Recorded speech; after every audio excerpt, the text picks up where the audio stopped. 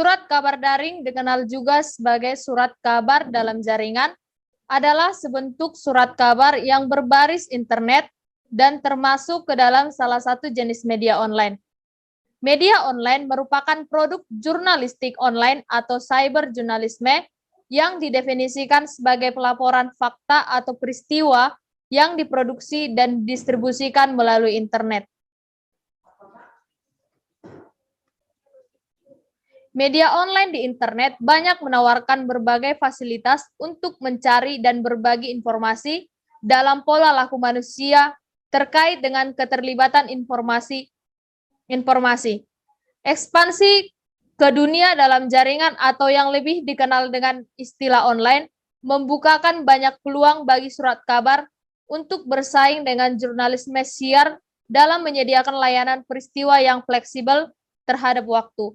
Hal ini dimungkinkan dengan kemudahan yang diberikan dunia online, terutama dalam hal pengolahan dan distribusi berita. Untuk rangkuman selanjutnya akan dibacakan oleh teman kami.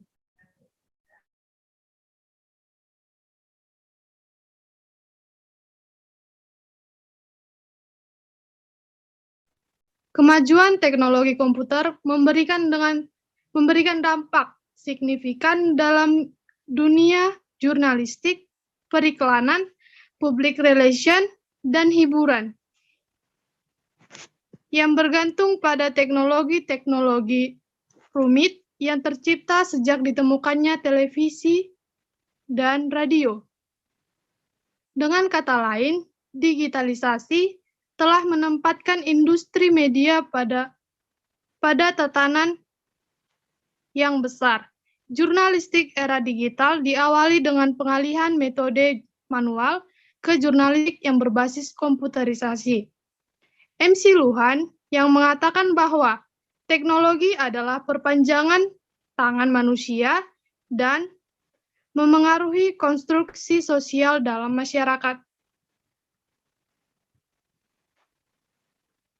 Jenis surat kabar daring versi pertama merujuk pada eksistensi surat kabar online yang terpisah dengan surat kabar cetak. Sedangkan yang dimaksud surat kabar hibrid adalah di samping berbasis jaringan, surat kabar daring ini menyediakan versi cetak pula. Contohnya kompas.com yang berhibrid dengan Kompas cetak dan tempointeraktif.com dengan versi cetaknya pada koran Tempo dan majalah Tempo. Selain itu, khalayak mengkonsumsi berita mereka pada waktu yang ditetapkan di sore hari dan larut malam. Teknologi. Bentuk penerbitan terus berubah sesuai dengan tren teknologi yang selalu berkembang. Proses printing untuk ilustrasi mengalami perkembangan yang cukup signifikan, namun kemudian ditemukan litografi yang bisa mempercepat proses percetakan. Komputerisasi membawa pengaruh yang sangat signifikan bagi media cetak. Slide selanjutnya akan dibawakan oleh teman kami selanjutnya. Ya, saya akan melanjutkannya, yaitu kini muncul pula teknologi scanners yang dapat mendigitasi foto dengan lebih murah. Ini lebih efisien, karena biaya yang perlu dikeluarkan lebih murah dibandingkan dengan biaya untuk mencetak cetakan pertama lebih banyak. Fotokopi lebih murah, salah satunya dengan menggunakan kualitas kertas yang lebih murah dibandingkan yang asli. Laser printing dengan kecepatan tinggi dapat menghasilkan gambar dan cetakan yang kualitasnya sangat baik. Inovasi lain adalah custom publishing, yaitu fleksibilitas dari penyampaian informasi cetak yang berbasis komputer untuk mencetak bagian tertentu dari buku untuk tujuan tertentu. Inovasi ini diperpanjang dengan adanya teknologi print on demand yang mencetak semua buku hanya apabila diminta oleh pelanggan. Dengan adanya teknologi tinggi, reporter dapat memperoleh informasi berguna untuk pengumpulan beritanya dan bisa diperoleh dalam waktu yang cepat. Perusahaan Tribun mengkombinasikan sebagai media dalam sebuah ruang berita yang sama dan akan dilanjutkan oleh teman saya. Baiklah, saya akan melanjutkan.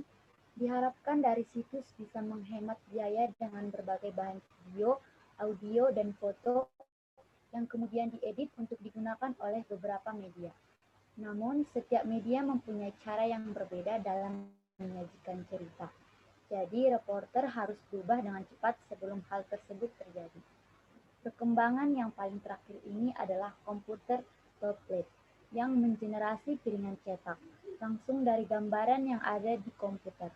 Teknologi printer juga membuat surat kabar menjadi sangat mungkin untuk dijadikan personal.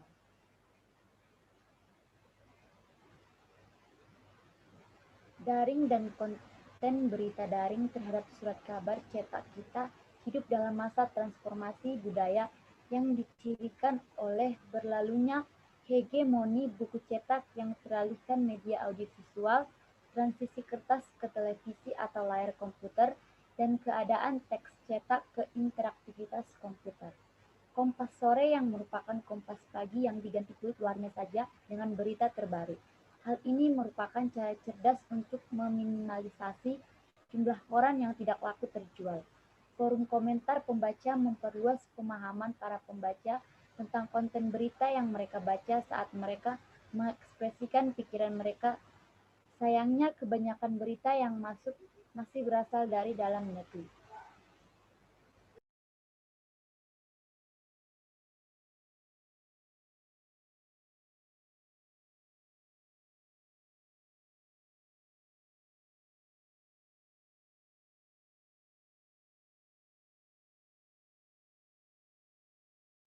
Baiklah, akan saya lanjutkan. Kedua, pembaca majalah anjlok hingga ketiga pada Senin 8 Desember 2008.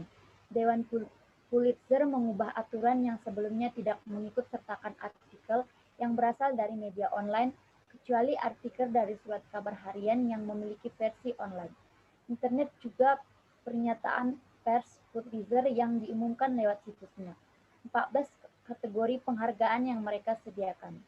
Photojournalism Foundation sekarang sudah menyertakan citizen journalism atau jurnalisme warga dalam ajang bergensi tersebut, sesuatu yang tidak pernah terjadi sebelum era online berlangsung. Tribun.co menjadi konglomerat media cetak pertama yang berusia lebih dari 100 tahun dan menyatakan diri bangkrut. Selanjutnya akan dilanjutkan oleh Marjuki Simanjuntak. Baik, saya akan melanjutkan. Indonesia ini menurut kantor Menteri, pengguna internet ini pun melonjak drastis lebih dari 20 juta per tahun sejak 2015. Hal ini dipertajam dengan semakin meluasnya pengguna internet di Indonesia adalah pengguna smartphone. Angkatan ini cukup besar dan dinominasi oleh generasi milenial yang sudah terbiasa menggunakan internet. Salah satu contoh kasus adalah hasil riset Kejit terkait konvergensi media di Tribun Jogja. Riset ini menghasilkan sebuah konsep bahwa keputusan untuk melakukan konvergensi media merupakan satu langkah lebih maju daripada media yang ingin terus eksis dan berjuang memperbaiki pelayanan kepada masyarakat.